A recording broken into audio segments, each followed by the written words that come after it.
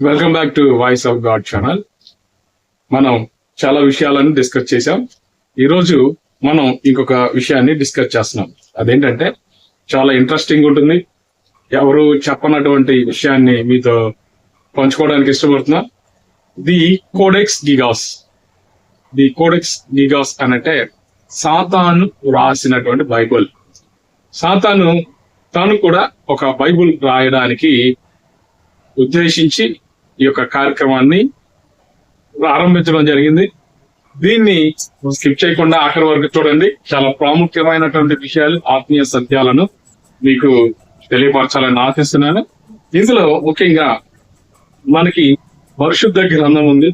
అలాగే ఈ లోకంలో అనేక గ్రంథాలు కూడా రాయబడి ఉన్నాయి. ఈ గ్రంథాలకి మన గ్రంథానికి చాలా వ్యత్యాసం ఉన్నాయి, తెలుసుకోగలుగుతాం. ఈ సాతాను రాసినటువంటి బైబుల్ దాని గురించి మనం తెలుసుకోవడానికి ప్రయత్నం చేసేటప్పుడు అనేక విషయాలు తెలియపడుతుంటాయి. ఈ విషయాల్లో సాతాను ఎప్పుడైనా సరే చేయడానికి ఉంటారు. ఏదైనా సరే చేయడంలో సాతాను ఏం చేస్తున్నాడంటే బైబుల్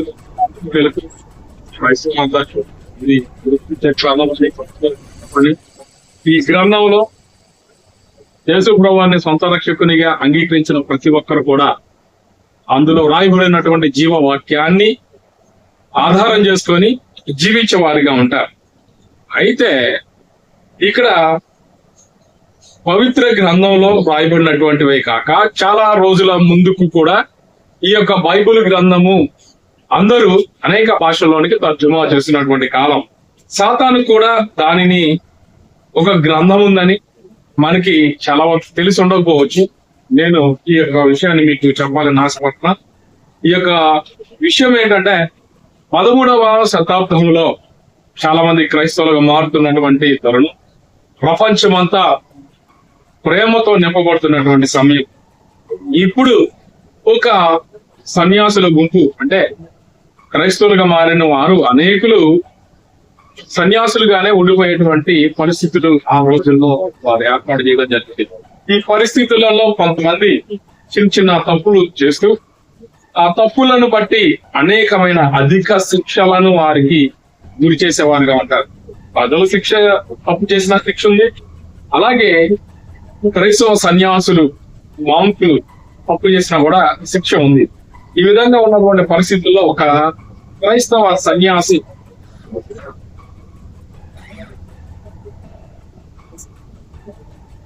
ఒక క్రైస్తవ సన్యాసి 13వ సంవత్సరంలో 13వ శతాబ్దంలో అనబడినటువంటి క్రిస్టియన్ మాంక్ ఏం చేశాడంటే తప్పు చేశాడు. కొన్ని సిద్ధాంతాలకు వ్యతిరేకంగా వారు అనుసరిస్తున్నటువంటి వ్యతిరేకంగా అతను తన యొక్క ప్రవర్తనను కొనసాగించినప్పుడు ఆ విషయాలు వారి మీద అధికారిగా ఉన్నటువంటి వ్యక్తికి తెలియపరచాలి. తెలిసినప్పుడు వారు ఏం చేశారనంటే తనని పిలిచి నువ్వు చేసిన తప్ప కాదా అని వాళ్ళకి అందులో ఈ మాంక్ ఎవరైతే ఉన్నారో అతను హెర్మన్ అనే అతను తప్పు నిర్ధారణ జరగడంతో అతనికి ఏం చేశారనంటే సరిదిద్దేందుకు చిన్న చిన్న తప్పులను కూడా వారు పెద్ద పెద్ద శిక్షలు వేస్తూ ఏం చేశారు, మరణ శిక్ష విధించారు. మరణ శిక్ష వేస్తే మిగతా వారు కూడా ఏమనుకుంటారు, భయపడిపోయి ఇటువంటి తప్పులు చేయకూడదని ఆశపడతారు. అలాగే తనకి మరణ శిక్ష విధించడంతో పాటు ఏం చేశారంటే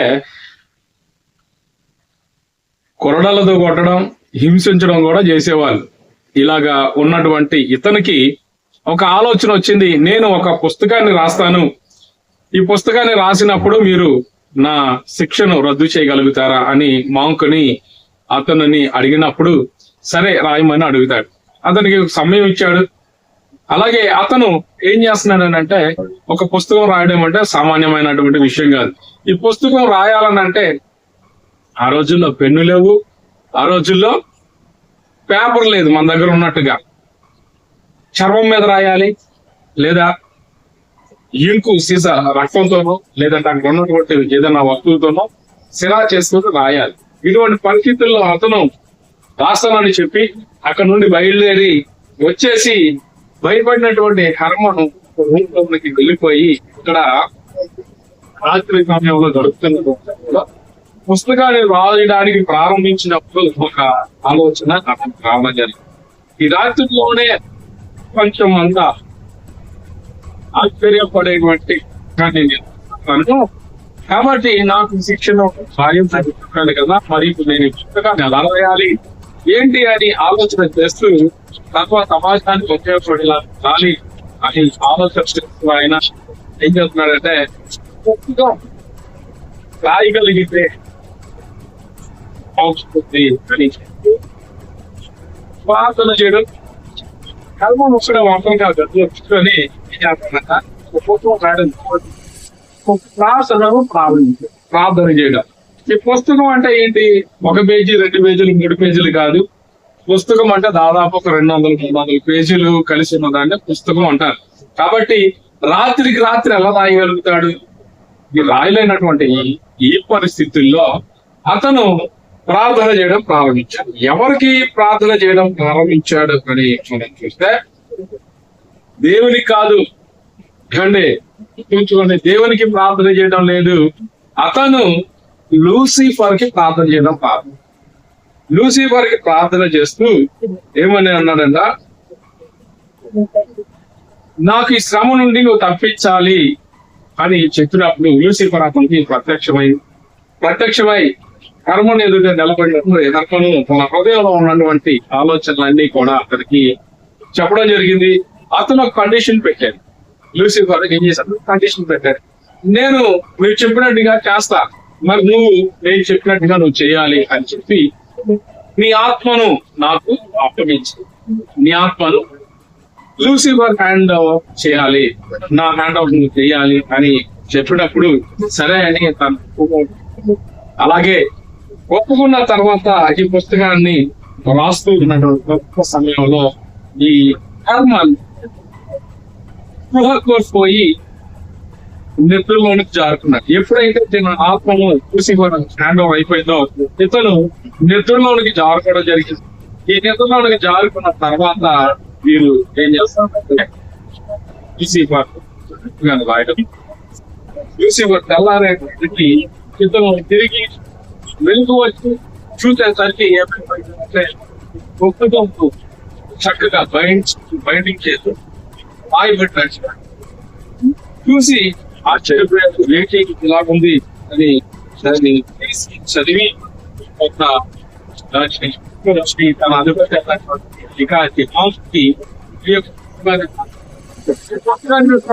మాంతు ఏమన్నాడంటే నీ యొక్క శిక్షను నేను రద్దు చేస్తున్నాను అని చెప్పడం జరిగింది. ఈ యొక్క పుస్తకము వారి దగ్గరే ఉంది. ఈ పుస్తకం తనతో పాటు హెర్మన్ తో పాటు ఉన్నటువంటి కొంతమంది ఈ క్రైస్తవ సన్యాసులు కూడా ఆ పుస్తకాన్ని చదువుతూ ఉన్నారు. చదువుతూ ఉండగా వారికి కొన్ని విషయాలు అర్థమైనాయి. ఈ పుస్తకము చాలా డిఫరెంట్ గా ఉంది, ఇది చాలా అసంబద్ధంగా ఉంది, ఇందులో ఉన్నవన్నీ కూడా మోసపూరితముగా ఉన్నాయి అని వారు గ్రహించి ఈ యొక్క పుస్తకాన్ని ఏం చేస్తున్నారంటే వేరొక పట్టణము అయినటువంటి ఏం పట్టణం అంటే దగ్గరలో ఉన్నటువంటి పట్టణం స్వీడిష్ అనేటువంటి పట్టణానికి ఈ యొక్క పుస్తకాన్ని వారు అమ్మివేయడం జరిగింది. ఎప్పుడైతే ఆ జాతి వాళ్ళు ఈ పుస్తకాన్ని కొనుక్కున్నారో వారి మధ్యలో అనేక రకాల తెగులు జబ్బులు వ్యాపించడం ప్రారంభించాయి. అనేకులు చనిపోవడం కూడా ప్రారంభించారు. ఈ విధంగా ఉన్నటువంటి పరిస్థితుల్లో ఆ పుస్తకాన్ని బాబు మాకొద్దు, ఈ పుస్తకం మీరే తీసుకొని వెళ్ళిపోండి, ఇది మీ దగ్గర ఉంచుకోండి అని చెప్పి ఈ పుస్తకాన్ని తిరిగి మరలా ఎవరైతే ఈ పుస్తకము రాయడానికి పూనుకున్నారో ఆ వారి దగ్గరికి పుస్తకం తిరిగి రావడం జరిగింది. కొంతకాలం ఇలాగే వీరి యొద్ద ఉండిపోయింది. ఈ పుస్తకాన్ని devil's codex Gigas devil's book అనేటువంటి పుస్తకం వీరి దగ్గర ఉండిపోయింది. ఈ యొక్క పుస్తకం గురించి కింగ్ రొడాల్ఫ్ అనేటువంటి రాజు గారికి తెలిసింది. ఆయనకి ఏంటంటే ఆసక్తి ఉత్సుకత ఎక్కువ. చాలా మందికి కొత్త విషయాలు తెలుసుకోవాలి, అక్కడ ఏం జరుగుతుందో ఇక్కడ ఏం జరుగుతుందో అనేటువంటి విషయాలు తెలుసుకోవడానికి ఉద్దేశించినటువంటి తిను ఏం చేస్తున్నాడంటే ఆ పుస్తకమును తన యొద్దకు తెప్పించుకొని వారికి డబ్బులు ఇచ్చి ఈ పుస్తకాన్ని తన దగ్గర ఉన్నటువంటి తర్జుమా చేసే వారికి ఇవ్వడం జరిగింది. వారు ఈ యొక్క పుస్తకాన్ని తర్జుమా చేస్తున్నటువంటి సమయంలో 10 రోజులు గడిచిన వెంటనే అక్కడికి ఏమైందంటే ఆ రాజ్యములో ఒకనొక సమయంలో స్వీడిష్ ఆర్మీ వీరి మీద దాడి చేయడం జరిగింది. యుద్ధానికి రావడంతో వారంతా ఓడిపోయారు. వీరు అక్కడికి వచ్చి ఆ కింగ్ రొడాల్ఫ్ టూను హత్య చేయడం జరిగింది. ఎలాగ రాజ్యాన్ని వారు వశపరుచుకొని వెళ్తూ ఆ పుస్తకాన్ని కూడా వారు తీసుకొని వెళ్ళిపోయారు. తీసుకొని స్వీడిష్ లైబ్రరీలో దీనిని భద్రపరచడం జరిగింది. ఎప్పటికి కూడా మనం ఆ స్వీడన్ వెళ్ళినప్పుడు అక్కడ ఈ పుస్తకాన్ని చూడొచ్చు, ఖచ్చితంగా ఈ పుస్తకాన్ని చూడవచ్చు. ఒకనొక రోజున ఆ లైబ్రరీలో అనేక పుస్తకాల సమూహంలో ఉన్నటువంటి ఈ పుస్తకము అనుకోకుండా జరిగినటువంటి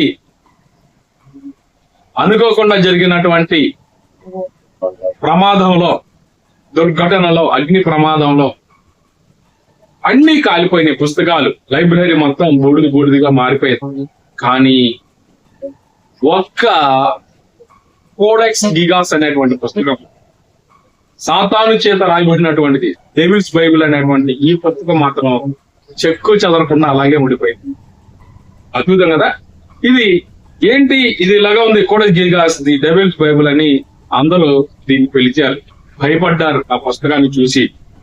ఇలాగా ఉన్నప్పుడు ఈ పుస్తకము అసలు ఏంటి అని చూస్తే ఈ పుస్తకము 75 కేజీల బరువు ఉంది. అలాగే 3 అడుగుల వెడల్పు, 1.5 అడుగుల వెడల్పు కలిగి, అలాగే 1 అడుగు మందముతో ఈ పుస్తకం రాయబడి ఉంది. ఈ పుస్తకంలో పేపర్లు ఏమని చెప్తున్నాం కదా, మరి ఇప్పుడు ఈ దేనితో ఉన్నాయంటే 14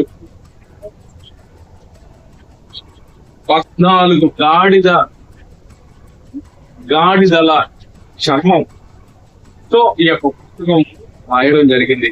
ఈ కంటెంట్ ఏంటి, అసలు ఇందులో ఏముంది అని చాలా మందికి ఆసక్తి ఉంది. ఇప్పటికీ కూడా చాలా మంది ఈ యొక్క పుస్తకం మీద పరిశోధనలు జరిగిస్తూనే ఉన్నారు.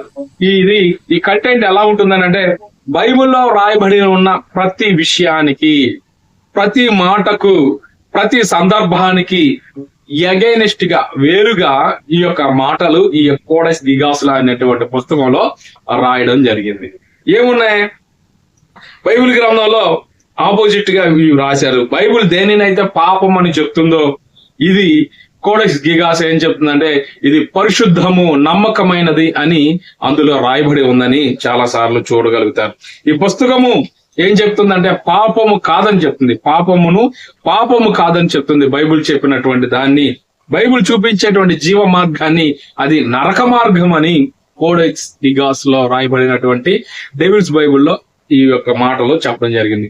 సాతాను ఎలా పూజించాలి, సాతానును ఎలా ఆరాధించాలి, మనము సాతానుకు ఎలా మన ఆత్మలను వశపరచుకోవాలి, ఆ శక్తులు ఎలా పొందుకోవాలి అనేటువంటిది ఈ కోడెక్స్ గిగాస్ అనేటువంటి పుస్తకంలో రాయడం జరిగింది. కాబట్టి ఎందుకు ఈ మాటలు నేను చెప్తున్నానంటే, బైబిల్ గురించి తెలుసుకోవడమే కాదు, మనం బైబిల్ కి వ్యతిరేకంగా రాయబడినటువంటి పుస్తకాలను గురించి కూడా మనం తెలుసుకోగలగాలి. వాడు ఎటువంటి వాడంటే సాతాను. నేటి కూడా ఈ పుస్తకం ఒకటి కాదు, అనేక పుస్తకాలు దీని నుండి రాయడం జరిగింది. ఎందుకనంటే శాస్త్రవేత్తలు, అందులోను పండితులు, అందులోను గొప్ప చరిత్రకారులు అందరూ కూడా దీనిని ప్రతి క్షణము కూడా అర్థం చేస్తూ దీనిలో ఉన్నటువంటి సందర్భాలను వారు పరిశీలిస్తూ ఉన్నారు. ఇక ఈ పుస్తకము 16 గాడిదల చర్మంతో రాయబడి ఉంది. అలాగే ఈ పుస్తకంలో లిపిని చూస్తే ఇది ఇంత అడుగు మందం ఉంది, ఇన్ని చర్మపుతో రాయబడి ఉంది. అంటే దాదాపు 20 నుండి 30 సంవత్సరాల వరకు ఈ పుస్తకాన్ని రాసి ఉండాలని చరిత్రకారులు భావించారు. కానీ ఇంకా దాన్ని కార్బన్ డేట్ ఇటువంటి వాటిలో పరిశీలన చేస్తే ఒక్క రాత్రిలోనే రాయబడి ఉందని, అలాగే ఇది ఒక్క మనిషి మాత్రమే రాశాడని చూడగలుగుతారు. ఎందుకనంటే మనుషుల యొక్క రైటింగ్ ని బట్టి, దస్తూరిని బట్టి, రాసేటువంటి ప్రజలను బట్టి, వారు రాస్తున్నటువంటి అక్షరాల పొందికను బట్టి ఎవరు రాసి ఉంటారు అనేది మనం నిర్ధారిస్తారు. అలాగే ఈ యొక్క పుస్తకంలో రాయబడి ఉన్నటువంటి దానిని నిర్ధారించడానికి వారు రాసినటువంటి దస్తూరిని, ఆ రైటింగ్ షేప్స్ ని, అలాగే ఆ యొక్క పొందికను చూచి ఇది ఒక వ్యక్తే రాయడం జరిగింది, ఒక వ్యక్తి దస్తూరే ఇది అని శాస్త్రవేత్తలు తెలియపరచడం జరిగింది. ఇలాగే ఇటువంటి పుస్తకం రాయాలంటే మనకి 20-30 సంవత్సరాలు పడుతుందని, ఒక్క రాత్రిలో రాసి ఉండడం అసాధ్యం అని చాలా మందికి చెప్పినప్పటికీ ఇది వాస్తవము అని నేనైతే చెప్పగలుగుతాను. అలాగే యుద్ధానికి వెళ్ళే వారు ఏం చేయాలి, శత్రువు యొక్క ఆలోచనలు ఏంటి, శత్రువుని మనం ఎలా జయించాలి అని ఆలోచన చేయాలి. మనము జీవ మార్గంలో ప్రయాణిస్తున్నటువంటి వారు కాబట్టి శత్రువు యొక్క తంత్రాలను మనం తెలుసుకోవాలి. పౌలు గారు కూడా చెప్తున్నటువంటి మాట ఏంటంటే శత్రువు యొక్క తంత్రములను ఎరుగునటువంటి వారు కాదు అని. మనం యుద్ధం చేస్తున్నాం, దేవుని రాజ్యంలో ముందుకు వెళ్తున్నాం, జీవ మార్గంలో వెళ్తున్నాం, వెలుగులో వెళ్తున్నాం. నశించిపోతున్న వారిని పాపం బంధకాల నుండి విడిపిస్తూ సన్మార్గంలోనికి నడిపిస్తున్నటువంటి మనము అపవాది యొక్క తంత్రాలను ఎరిగినప్పుడు ఎప్పుడైనా ఖచ్చితంగా చేయగలం. అందుకనే నేను ఈ విషయాలు చెప్తున్నా. ఇంకొక ప్రాముఖ్యమైనటువంటి విషయం ఏంటంటే ఇక్కడ వాడు సృష్టిని సృష్టించలేడు. కాబట్టి ఏం చేయాలనంటే దేవుని చేత సృష్టించబడినటువంటి దేవదూతలను వాడు పాపంలోకి నెట్టివేసి తనకు సేవకులుగా మార్చుకొని తనతో ఒక సమూహాన్ని ఏర్పాటు చేసుకొని ముందుకు వచ్చినట్టుగా చూడగలుగుతాం. అలాగే వాడికి ఏంటంటే దేవుడు లేడని అందరికీ చెప్పాలని, అలాగే వాడు ఏం చేశాడంటే దేవతలను సృష్టించడం చేశాడు, దేవుళ్లను సృష్టించడం చేశాడు, గ్రంథాలను సృష్టించడం చేశాడు.